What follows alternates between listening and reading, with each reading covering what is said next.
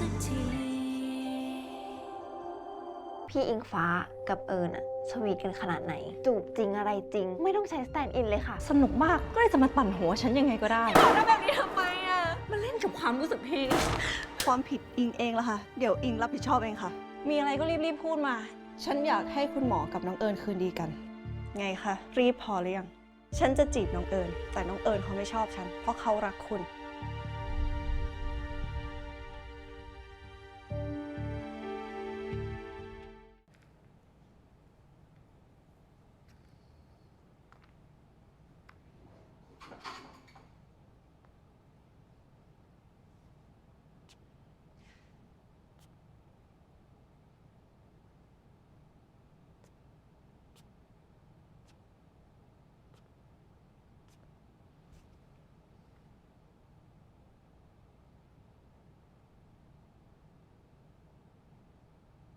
เข้ามาแล้ว ขอนั่งด้วยได้ไหม คะ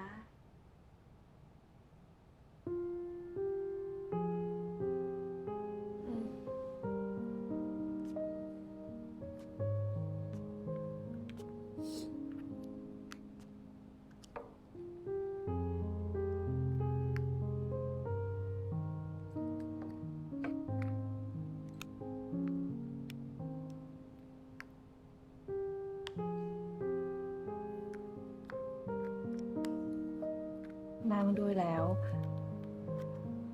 ขอต่อด้วยได้ไหมคะ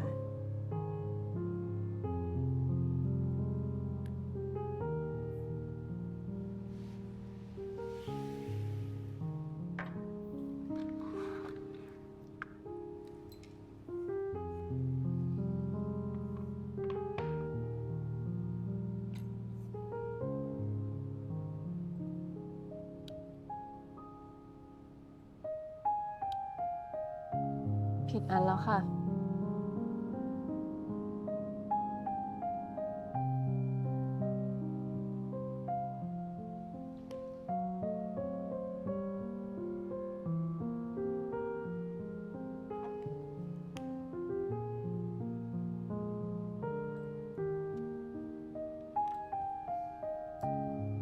ก็ยังผิดอยู่ดีนั่นแหละค่ะ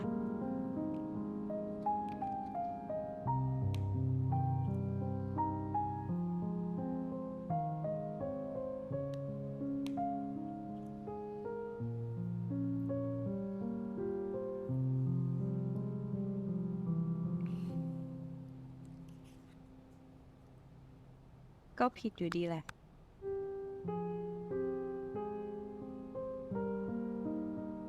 พี่อะผิด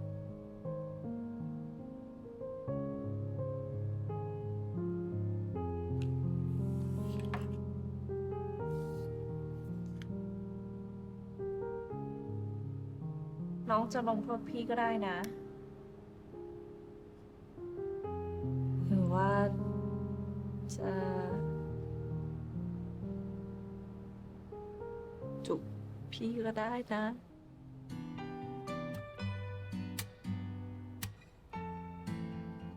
ตลกอะไร ฮะ ตลกอะไรคะ จูบพี่เป็นเรื่องตลกเหรอคะ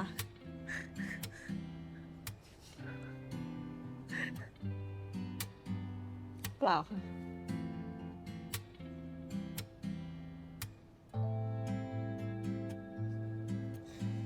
นี่พี่หมองอแล้วจริงๆเหรอคะ งอสุดๆแล้วอะ ไม่ได้เลย ไม่ได้เลย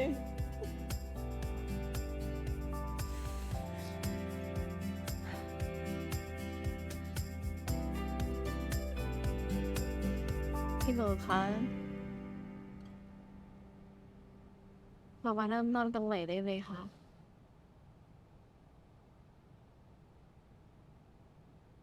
พี่หมอเป็นแฟนพี่คนนึงนะ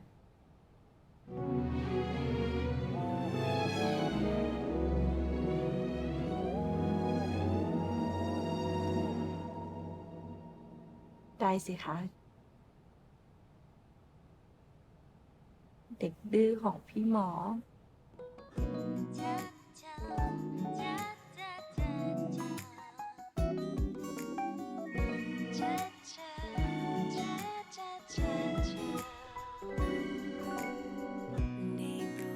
ปล่อยมือจากฉันไป ไม่ว่าเรื่องใดขอให้อยู่ตรงนี้ มีเธอแล้วมันดูอุ่นใจ ไม่หวั่นไหวเหมือนทุกที เธอคือความรักดีๆที่ฉันไม่เคยพบเจอ จะจับมือเธออย่างนี้เรื่อยไป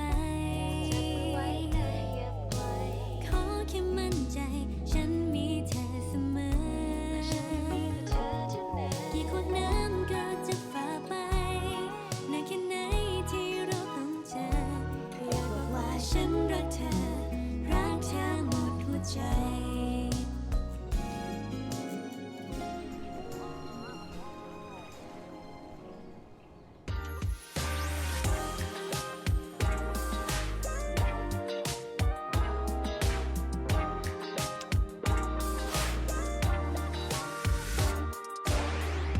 ฉันไม่ติดแล้วกาแฟ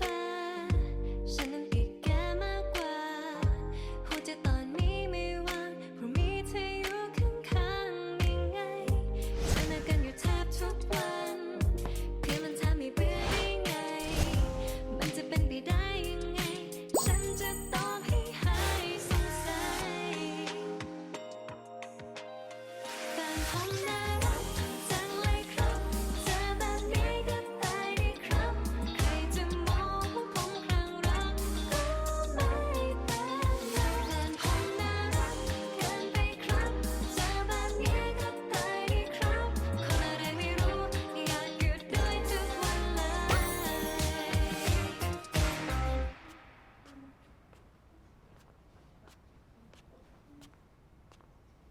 Good morning ค่ะ นิ่งจ้ะ Morning ค่ะ จบค่ะ วันนี้ลูกดูแปลกๆนะพ่อไม่เห็นลูกอารมณ์ดีแบบนี้มาตั้งนานแล้วนะ แหม คุณพ่อก็เห็นหนูเป็นคนขี้วีนเป็นเรื่องปกติ พอยิ้มทีก็กลายเป็นของแปลกเหรอคะ แค่สงสัยอะทำไมเดลลี่สงสัยไม่ได้หรือไง ยอมค่ะ พ่อขา หืม เรื่องถ่ายโฆษณาหนูเปลี่ยนใจแล้วนะคะ หนูจะไปถ่ายโฆษณาตามที่คุณพ่อบอกค่ะ พี่ยังไม่ได้ถ่ายอีกเหรอจ๊ะแม่รู้ว่าถ่ายเสร็จเรียบร้อยไปแล้วนะเนี่ย อ๋อ คราวที่แล้วยังไม่พร้อมค่ะ แต่ตอนนี้พร้อมแล้วค่ะ งั้นก็ตามนั้นเลย เรื่องพวกนี้หนูตัดสินใจได้เลย ยังไงก็อย่าทำงานหนักนะลูกนะ หาเวลาให้ตนุมั่งแม่สงสารตนุเขารอระดามาตั้งนานแล้วนะ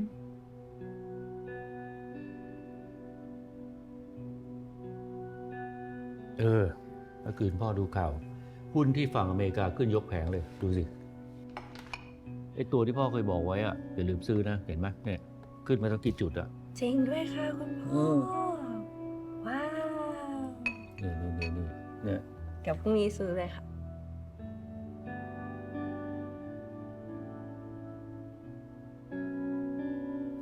รวยค่ะ รวยค่ะ รวย โอเค ตกลงตามนั้นก็แล้วกัน ทำไมคุณต้องเปลี่ยนเรื่องด้วย เรื่องอะไรวะอ๋อ ผมยอมรับนะ ก็ผมไม่อยากคุณกดดันลูกเรื่องตานุอะ ถ้าฉันกดดันจริง ๆ เนี่ย ฉันไม่ปล่อยมานานขนาดนี้หรอกค่ะ จับแต่งไปตั้งนานแล้ว ก็ลูกเราไม่รักเขา แต่มันจำเป็นนะคะ เพราะยังไงระดาต้องขึ้นมาบริหารโรงพยาบาลในเครือของเรา เขาก็ต้องหาคนที่เขาไว้ใจได้มาคอยช่วย แล้วคนที่มีคุณสมบัติเหมาะสมที่สุด ก็คือตนุ และที่สำคัญตนุเขาเป็นคนดี จะดียังไง จะเหมาะสมยังไง ถ้าใจคนมันไม่ใช่ มันก็ไม่ใช่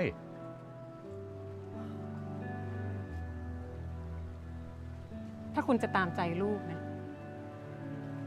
คุณก็เตรียมตัวมีลูกสะใภ้ได้เลย แต่ผมโอเคนะ ถ้านั่นคือความตัวของลูกอะ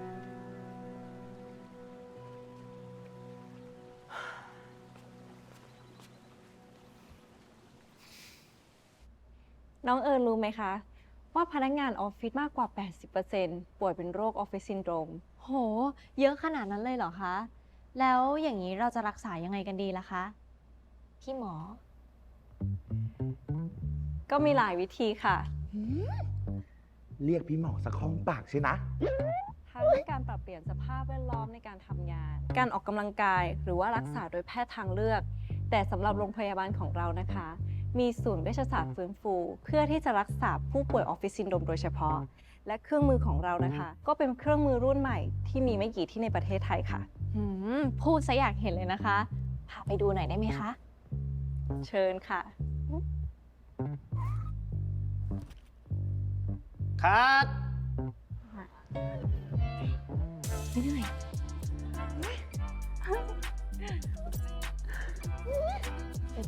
มีกระจาย ดูหมอพูดจริง นี่แกพูดจริงพูดเล่นอ่ะ แกคิดว่าฉันมีเวลาว่างมาพูดเล่นกับแกเหรอ โอ้ยแล้วไหนระดาบอกฉันว่าไม่รีเทิร์นไงไหนบอกว่า move on ได้แล้วไงแก move on เป็นวงกลมมาดิไปดูให้เห็นกับตาไหมว่าเป็นอย่างที่ฉันเมาหรือเปล่า เอาไวไปแล้วเว้ยเฮ้ยแอนรอด้วย ไม่ต้องห่วง เพราะพวกเราช่วยดูแลค่ะ คัด เรียบร้อยแล้วครับ กินน้ำค่ะ ขอบคุณครับ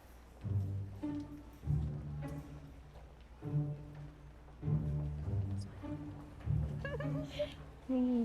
ผ้าพันคอสวยจัง ขอบคุณนะคะ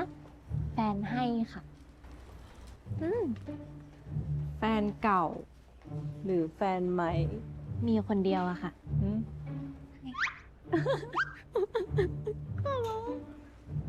อย่างนี้นั้นเลย บักแล้ว แล้ว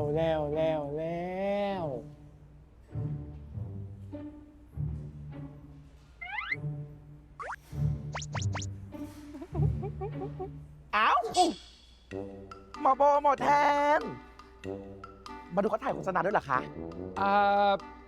ครับ อ่า พอดีเดินผ่านมาก็เลยแวะดูนิดหนึ่งครับ อ่า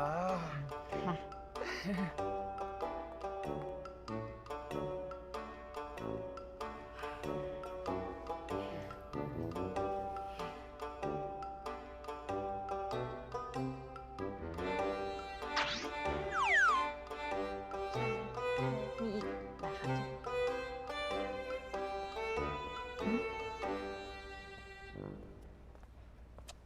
ไหน ว่ามา ก็ไม่มีอะไร แค่ดีกันแล้ว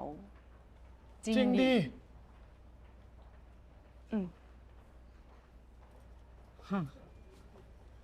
อาหารมาหน่อยไหม แกชอบกินรสอะไร ขอรถตับจ้ะระดา นี่แกจำไม่ได้หรอว่าเกือบเรียนไม่จบเพราะอะไรอ่ะ เกือบเสียผู้เสียคนเพราะอะไรอ่ะ แกจำไม่ได้แล้วหรอ แล้วเพิ่งไม่กี่วันมาเนี้ย แกเมาหนักกว่าหมาอีกนะ ที่ฉันพูดอ่ะ เพราะฉันไม่อยากเห็นแกกลับไปสภาพนั้นอีกแล้วนะ แก ฉันรู้ว่าแกเป็นห่วง แต่แกก็ยังทำอยู่เหมือนเดิม ยังกลับไปวนลูปอยู่อย่างเงี้ย ก็ฉันรักเขาอะ แล้วเรื่องที่ผ่านมาล่ะแก เรื่องที่ผ่านมา ฉันให้อภัยเขาหมดแล้ว แกชอบตับใช่ไหม จ้ะ ฉันชอบเนื้อ แล้วเราต้องหอนกันด้วยไหม เบา เบาเพื่อนเบา พวกแก ฉันขอโทษ ฉันรู้ว่าฉันเจ็บไม่จำ แต่ฉันรักน้องเอิญจริง เบิร์ดคำสิเว้า ก็แล้วแต่ละกัน แกเลือกแล้วนี่ แกเลือกแล้ว ฉันสองคนทำอะไรได้อะโชคดีแล้วกันนะแก มีอะไรให้ช่วยก็บอกได้ แต่ถ้าไม่มีก็พูดไว้ตรงนี้เลย ยังไงแกก็เพื่อน ต่อให้ฉันสองคนไม่เห็นด้วยกับแก แต่ก็อยู่ข้างแก โอ้ยขอบใจนะเพื่อ จ้า น รักนะ รักพวกแกที่สุดเลยไม่มีอะไรแล้วใช่ อืม มีแค่นี้นะ ไปละ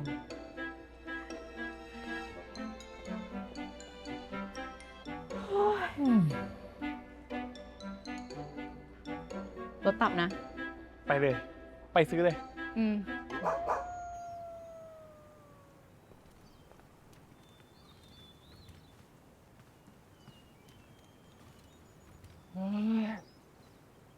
ถอนใจอีกแล้ว ดีนะ ฉันไม่ได้นับ ไม่งั้นหมดนิ้วมือนิ้วเท้าก็ไม่พอ ฉันห่วงอดาว่ะ ฉันก็ห่วง แต่มันเลือกแล้วทำไงได้วะ ไม่ใช่เรื่องนั้น หึ ไม่ก็เรื่องนั้นมันก็ห่วงแหละก็ไม่อยากให้มันเสียใจ แต่ว่ามีอีกเรื่องหนึงที่น่าห่วงกว่าว่ะ เรื่องอะไรวะ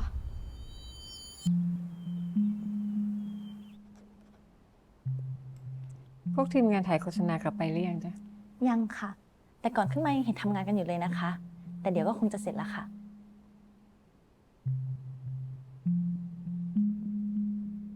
น้องเอิญคะ น้องเอิญเปลี่ยนชุดเสร็จหรือยังอะคะ ยังค่ะ แป๊บนึงนะ งั้นถ้าน้องเอิญเปลี่ยนเสร็จนะน้องเอิญโยนไว้เลยนะ เดี๋ยวพี่ขอไปเข้าห้องน้ำแป๊บนึงไม่ไหวแล้วค่ะ อ๋อ โอเค โอเค โอเค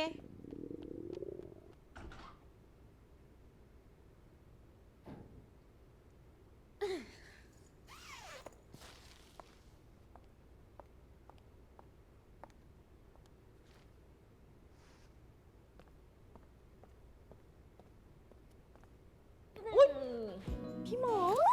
หมอ อะไรคะเนี่ยตกใจหมดเลย ทำไม ตกใจหมดเลย พี่อะอยากทำอย่างนี้มานานแล้ว แต่ว่าต่อหน้าคนอื่นอะกลัวน้องเอิญอาย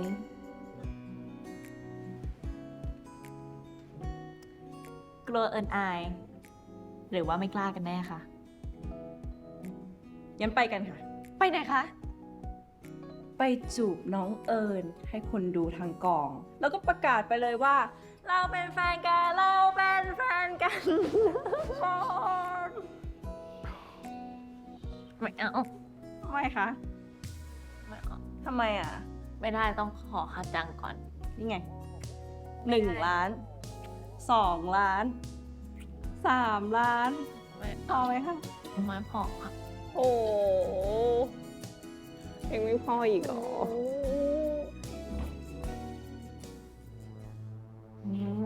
ขอบคุณพี่หมดเป็นค ได้อยู่แล้ว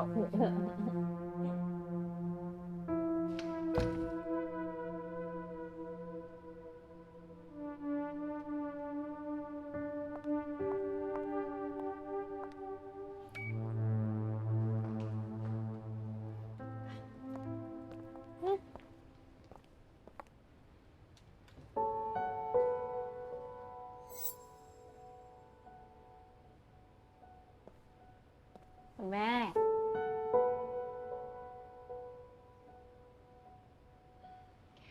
คุณแม่คะ นี่น้องเอิญค่ะ พรีเซนเตอร์โรงพยาบาลของเราค่ะ สวัสดีค่ะ สวัสดีจ้ะ เพิ่งถ่ายโฆษณาเสร็จพอดีเลยค่ะ น่าจะเหลือสัมภาษณ์อีกนิดหน่อย คุณแม่ทานอะไรยังคะ เสร็จแล้วเราจะได้ไปหาอะไรทานกัน ไม่ดีกว่าจ้ะ แม่ทานไม่ลง ขอโทษนะคะ คุณหมอพร้อมแล้วค่ะ ได้ค่ะ ขอบคุณนะ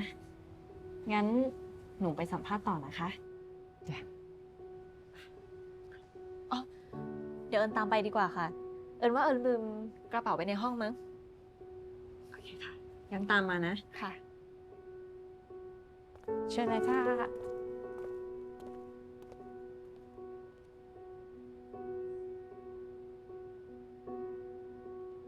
หลังจากที่ฉันช่วยแม่เธอเนี่ย เธอก็ตอบแทนฉันด้วยการแว้งกัดไม่รักษาคำพูดอย่างเงี้ยเหรอทำไมอ่ะ อดอยากปากแห้งไม่มีจะกินมากนะเหรอถึงต้องหวนมาจับลูกฉันอีก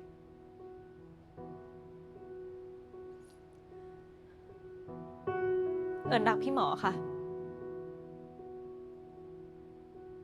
คุณจะเชื่อหรือไม่ก็ตามแต่เอิญยืนยันว่าเป็นความจริง ต่อให้วันนี้พี่หมอไม่มีเงินเลยสักบาทเอิญก็ยังจะอยู่กับพี่หมอค่ะ เก่งนะ อ้างความรัก จะได้ตบัดสัตว์โดยที่ไม่รู้สึกผิดสินะ เอิญไม่เคยผิดสัญญานะคะ เอิญไปจากชีวิตพี่หมอแล้วจริง ๆ คุณก็เห็นนี่คะว่าตลอด2 ปีที่ผ่านมามันไม่มีวันไหนเลยที่เอิญเข้ามาใกล้ชีวิตพี่หมออีก ก็เธอกลับมาทำไม เพราะว่าคุณหลอกเอิญคุณบอกว่าความรักของพี่หมอกับเอิญไม่มีทางเป็นจริงไปได้ ยังไงมันก็ต้องเป็นไปตามธรรมชาติ แต่ว่ามันไม่ใช่ เพราะว่าวันนี้พี่หมอกับพี่หมอวิษณุไม่ได้เป็นอะไรกัน และถ้าตอนนั้นเอิญรู้ เอิญก็จะหาวิธีอื่นรักษาคุณแม่ของเอิญและเอิญก็จะไม่รับปากคุณ เพราะฉะนั้นวันนี้ เอิญจะมาเอาความรักของเอิญคืนค่ะ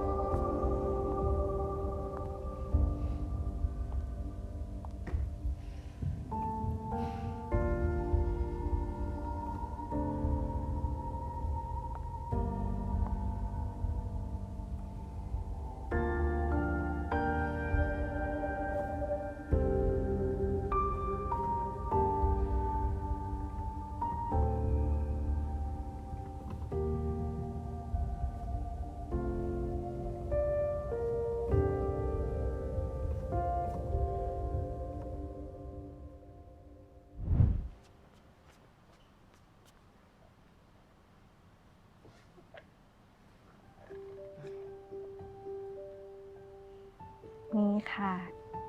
ขอบ กิน ใจ ยาก่อน จ้า นะคะนี่ค่ะ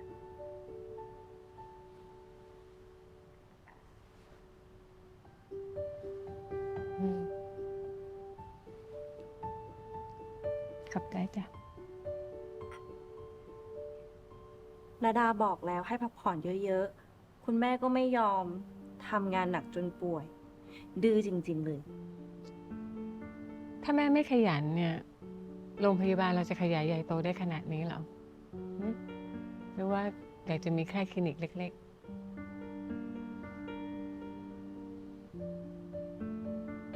ถ้าคุณแม่มีเวลาอยู่กับระดา แค่คลินิกก็พอค่ะ ๆ เหรอ อืม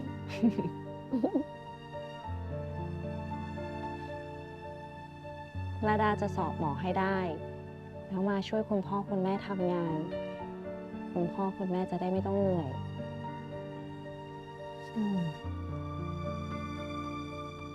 ชื่นใจจัง ดีไหมคะ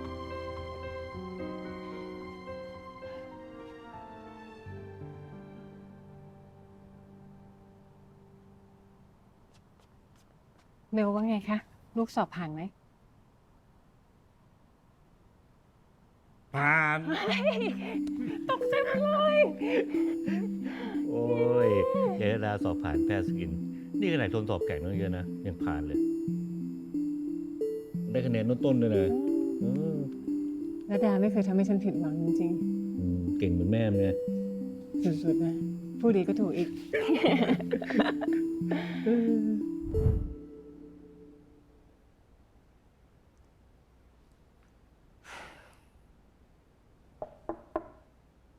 เชิญ รายการ Celeb Today มาขอติดต่อสัมภาษณ์คุณหญิงค่ะ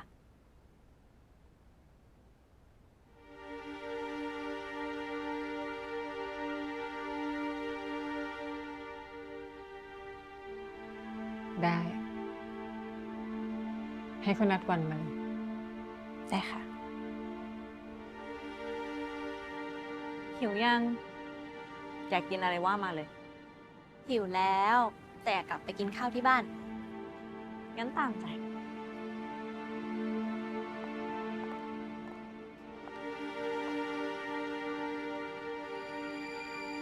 น้องเอิญเป็นอะไรหรือเปล่า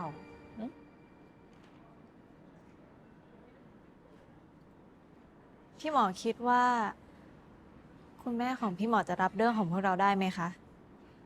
โถเอ้ยนึกว่าเรื่องอะไร อย่ากังวลไปเลยสมัยนี้แล้วมันไม่ใช่เรื่องใหญ่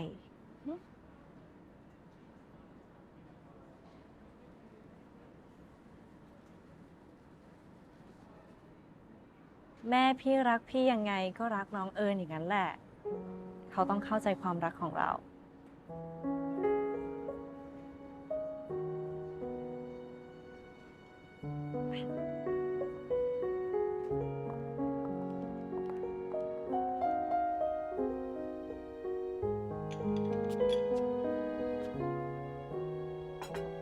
และแล้วเราก็ไม่พ้นไข่ลูกเขยกับผัดวุ้นเส้น อย่างน้อยเราก็มีแกงจืดนะคะ กินได้เนี่ยนะ เพิ่งหัดทำครั้งแรกพี่ยังไม่อยากตายนะ ดูถูก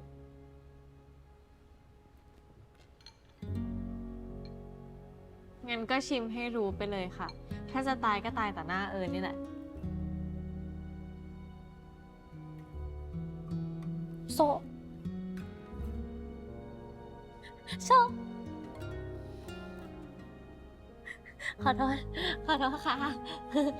ไม่แกล้งแล้วค่ะ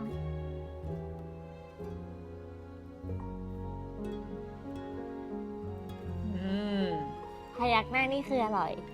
พยักหน้านี่คือกินแล้วตายแน่ค่ะ โอ้ยพี่หมออย่าแกล้งเอิญได้ไหม โอเคไม่แกล้งแล้ว พี่รอเล่น โอเค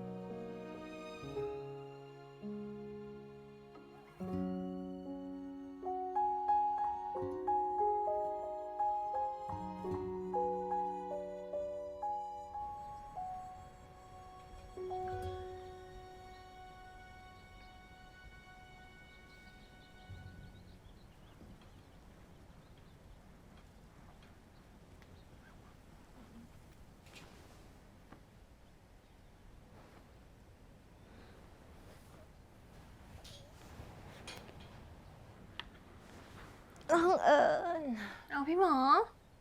ตื่นแล้วเหรอคะ ทำอะไรคะ มอร์นิ่งค่ะ มอร์นิ่งค่ะ กำลังรีดเสื้อให้พี่หมออยู่ค่ะ พี่หมอจะได้ใส่ไปทำงาน แต่ว่า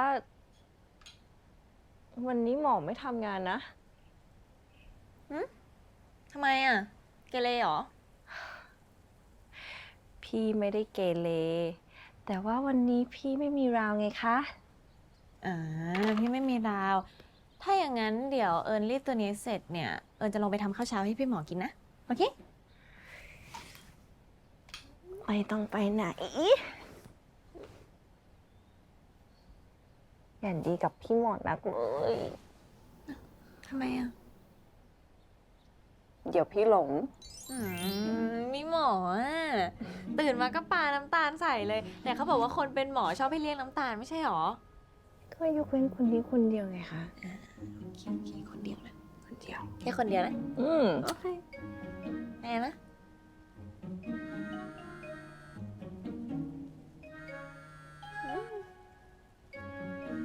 ไปรับโทรศัพท์ก่อนค่ะ โรงพยาบาลโทรมาตามแล้วมั้ง ไปรับโทรศัพท์ค่ะ ไปค่ะ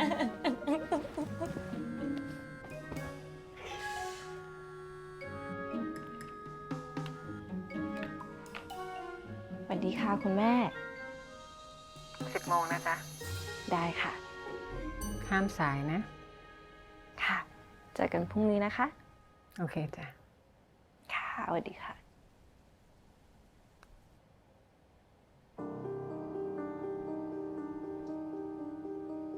ลูกฉันจะต้องไม่ด่างพร้อยเพราะผู้หญิงอย่างเธอ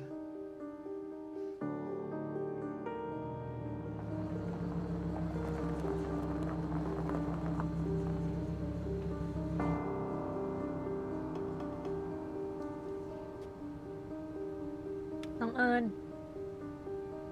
ถึงแล้วค่ะ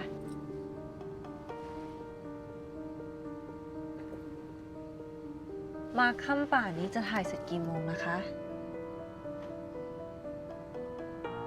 ไม่รู้เหมือนกันค่ะ พอดีทางทีมงานเขาเรียกมาด่วน เพราะว่าแขกรับเชิญก่อนหน้านี้เขาเหมือนป่วยกระทันหันมั้งคะเขาก็เลยขอให้เอิญมาแทน ไม่มาก็เกรงใจอ่ะงั้นเราไปทำงานก่อนนะคะ ขับรถกลับบ้านดีๆนะ ค่ะ ขอบคุณสำหรับเสื้อนะคะ ยินดีค่ะ บ๊ายบาย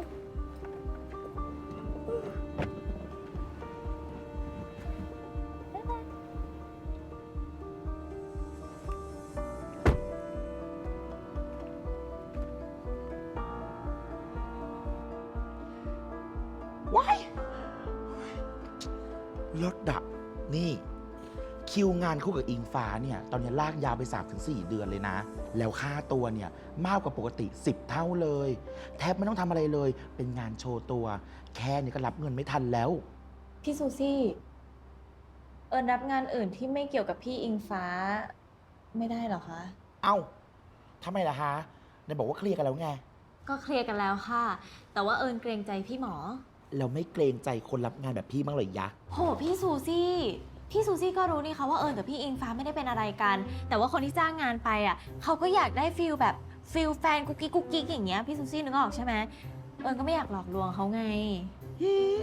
แม่คนดีนี่พี่ไม่ได้มีแฟนเป็นลูกเจ้าของโรงพยาบาลเหมือนเธอนะ จะได้เลือกงานได้อะ พี่ซูซี่เอิญขอโทษนะ เอิญจะไม่งอแงเลยเนี่ยดูอย่างวันนี้สิเขาเรียกมาด่วนเอิญก็มาให้ไม่งอแงเลยแม้แต่นิดเดียวเห็นไหม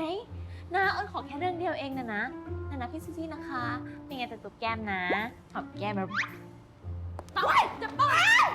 ออกไป จะบ้าเหรอ ให้ใช่ไหม ไม่ นะเอิญขอแล้วนะ ขอนะคะทำหน้าฟรีนะ ที่ไหน ที่โรงพยาบาลพี่หมอกลาสสกินแบบเกาหลี ตลอดไป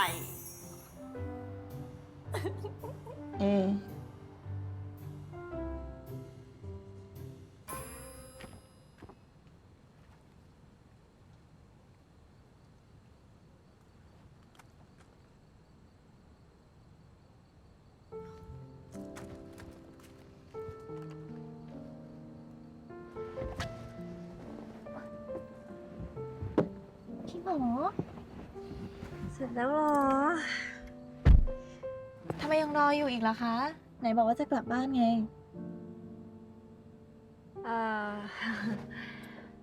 ตอนแรกก็ตั้งใจไว้อย่างนั้นล่ะค่ะ แต่พอกลับจริงอ่ะง่วงนอนกลัวหลับในอ่ะ เกิดอุบัติเหตุก็เลยหลับในรถซะเลย แต่ตอนที่พี่หมอมาส่งเอิญก็แค่ทุ่มกว่าๆเองปะคะ พี่หมอง่วงแล้วเหรอ ช่วงนี้ทำงานหนักอ่ะเพลีย แล้วนี่เสร็จแล้วเหรอคะ เสร็จแล้ว งั้นเรากลับกันนะ พี่หายง่วงแหละ ครับ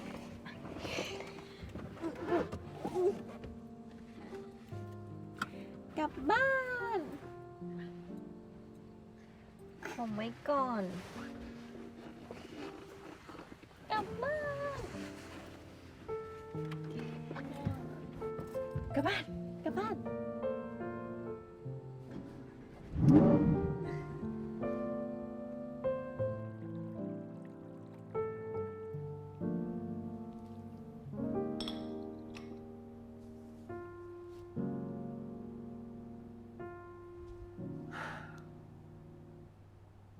ลูกก็โตแล้วเหรอคุณ อย่าซีเรียสเรื่องเลยนะ ฉันกับคุณคิดไม่เหมือนกันอย่าคุยกันเลยดีกว่า ไม่อยากทะเลาะด้วย แต่มันเป็นความสูงลูกนะ นี่ยังไม่ทันอะไรเลย ก็หลงจนบ้านช่องไม่กลับแล้ว ฉันไม่เชื่อหรอกค่ะว่ามันคือความสุขที่แท้จริง และที่สำคัญเนี่ยระดาต้องขึ้นมาบริหารธุรกิจต่อจากเรา ฉันจะให้ลูกมีตำหนิไม่ได้ รักเพศเดียวกันน่ะ มันไม่ใช่ตำหนินะ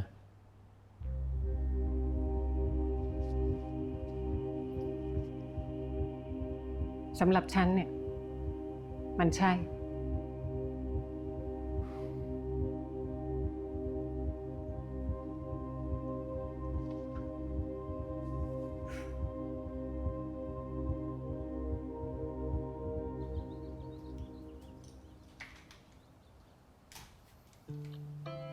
แก้วอุ๊ย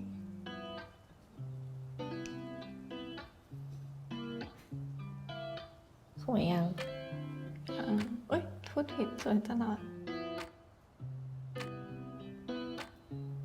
ลืมตาขึ้นได้ยังคะ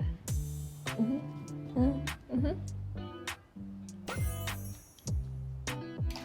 ่ลิปมันคุณหมอค่อนข้างหนานะคะฉันจะปัดออกเล็กน้อยจะได้ไม่เป็นคราบนะคะ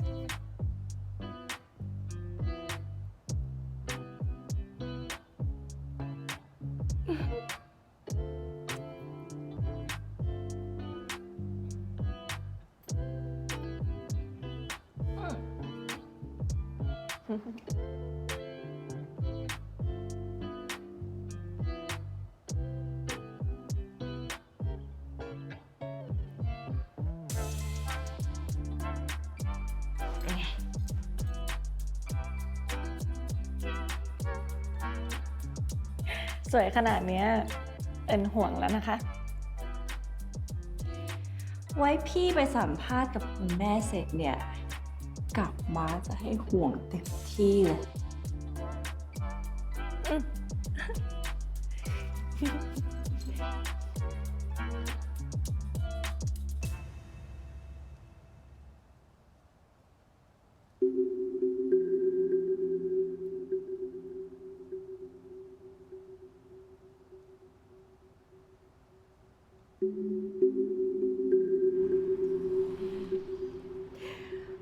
วันนี้น้องเอิญไปทำงานที่ไหนหรือเปล่าคะ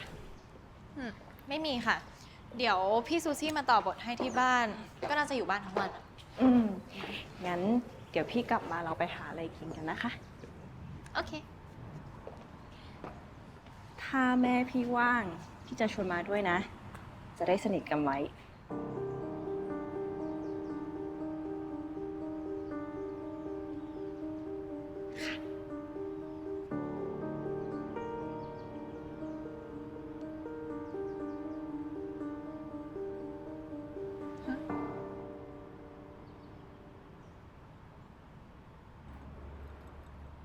อ๋อ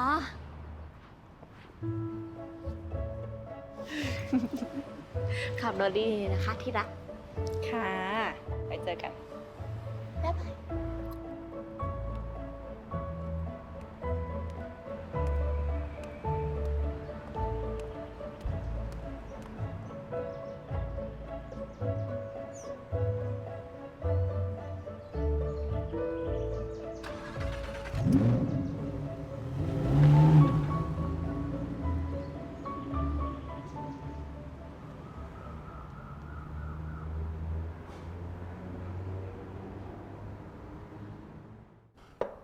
ฮะ คุณแม่ไม่ปลื้ม ค่ะ แล้วเอิญก็ไม่กล้าบอกพี่หมอด้วย กลัวแม่ลูกเขาจะทะเลาะกัน แต่เอิญมั่นใจนะคะ ว่ายังไงคุณหญิงก็ไม่ยอมจบง่ายๆแน่ มันมีเงื่อนงำอย่างนี้นี่เอง แต่ที่ดูคุณหมอเขาก็ไม่ใช่คนหัวอ่อนขนาดนั้นแม้เขาคงไม่ถูกคุณหญิงแม่ครอบงำง่ายๆหรอก เอิญก็คิดอย่างนั้นแหละค่ะ แต่เสียดายคิดช้าไปหน่อย เลยทำให้พี่หมอต้องเสียใจ ถ้าเอิญเชื่อในความรักของเอิญมากกว่านี้เราก็คงไม่ต้องเสียเวลาตั้งหลายปี แล้วก็ไม่ต้องมาตกอยู่ในสถานการณ์ที่น่าอึดอัดแบบนี้ด้วย โอ้ยแต่มันก็ทำให้แกโตขึ้นไม่ใช่หรอ ไม่งั้นนะแบลแบบแกเนี่ย จะเอาอะไรไปรับมือกับคุณหญิงแม่เขาน่ะ ก็จริงนะคะพี่ซูซี่ นี่ แล้วแกคิดว่า แม่คุณหมอเนี่ยเขาจะมาไม้ไหน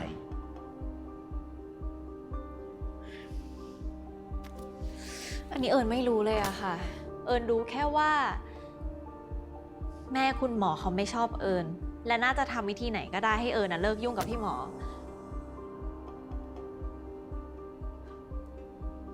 แต่ว่าครั้งเนี้ยเอิญจะไม่ยอมทิ้งหัวใจของเอิญไปอีกแล้วค่ะ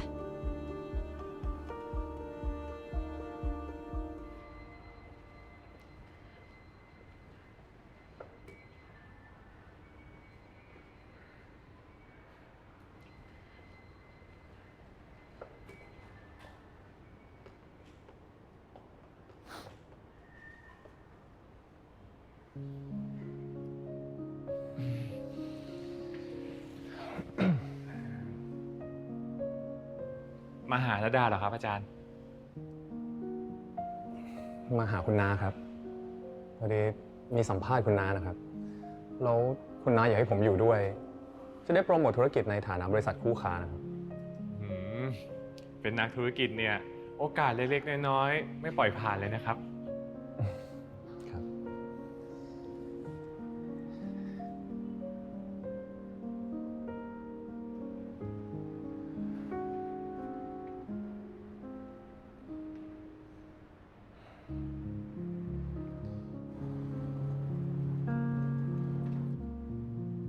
ใช่ครับ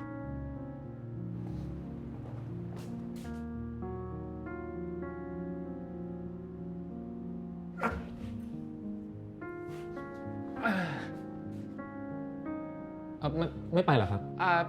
พอดีผมลืมว่าผมลืมของไว้ครับ อาจารย์ไปก่อนนะครับ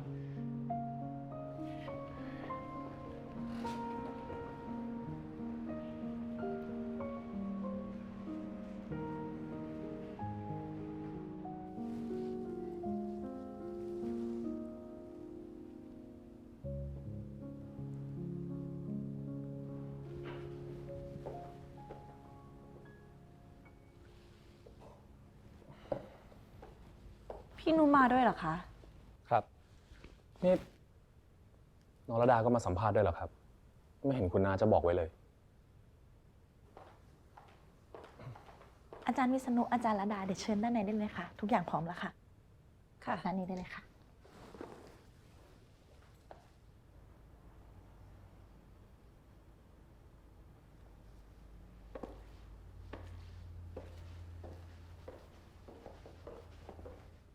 ทราบมาว่าโรงพยาบาลในเครือของคุณรัศมีมีจุดเริ่มต้นมาจากคลินิกเล็กๆใช่ไหมคะ ใช่ค่ะ เราเป็นคลินิกที่อยู่ในตึกแถวคูหาเดียวเท่านั้นค่ะ แต่ตอนนี้กลายเป็นโรงพยาบาลใหญ่ระดับประเทศไปแล้ว เพราะเราทำงานหนักและรักษาคุณภาพค่ะ และที่สำคัญเรามีพันธมิตรที่แข็งแกร่ง เราได้เครื่องมือแพทย์และก็ยาดีๆจากบริษัทของอาจารย์วิษณุค่ะ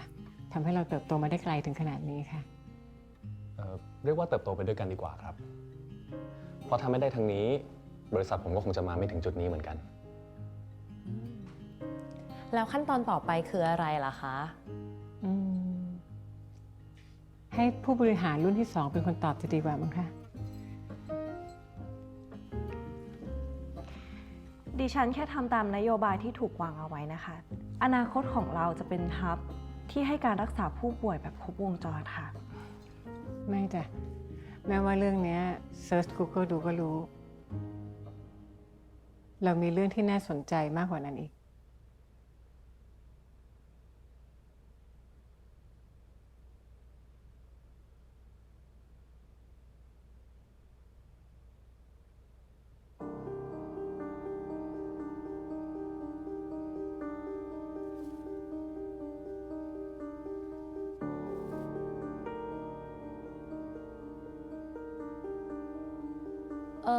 ไม่ทราบว่าคุณหญิงหมายถึงอะไรล่ะคะ อนาคตของเราก็คือข่าวดีค่ะ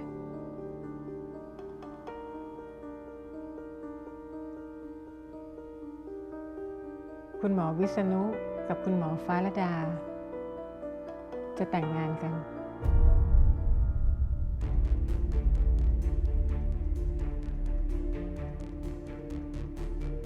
และนี่คือข่าวดีที่สุดค่ะ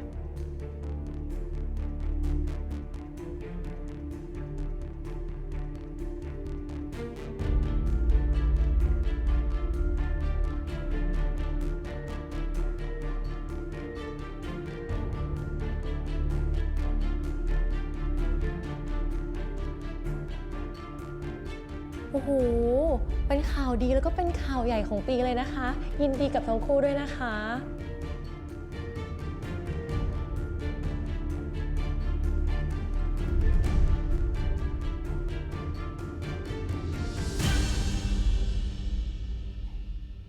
ขอบคุณค่ะ